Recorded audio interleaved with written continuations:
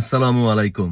আমরা যখন টিনেজ ছিলাম, তখন সংবাদের সর্বোচ্চ মাধ্যম ছিল দৈনিক পত্রিকা। মোবাইল, ইন্টারনেট তো কিছু ছিলই না।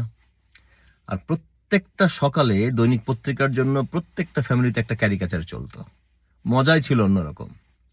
আর প্রথম আলো যখন প্রথম আসে, তখন এই এই মানে প্রথম আলোকে বলা হয়তো একটু আপার, একটু ক্লাসি, মানে একটু রুচিশীল ব্যক্তিরা প্রথম আলো রাখে। ব্যাপারটা এরকম ছিল। গত ২২শে ডিসেম্বর থেকে মাহমুদুর রহমানের দৈনিক পত্রিকা আমার দেশ আবার প্রকাশিত হচ্ছে ১২ বছর পর। এখনো যারা পত্রিকা পড়েন অথবা না পড়েন, দেশকে ভালোবাসেন, তাদেরকে রিকোয়েস্ট করব, কয়েকটা দিন এক হাতে আমার দেশ, আরেক হাতে প্রথম আলো নিয়ে একটু কম্পেয়ার করবেন। হেডলাইন, প্রত্যেকটা নিউজের বিবরণ, কে কিভাবে করে, তাহলেই বুঝে যাবেন যে বাংলাদেশে হাসিনা চলে যাওয়ার পরে ভারতের সর্বোচ্চ দালাল এখন কে।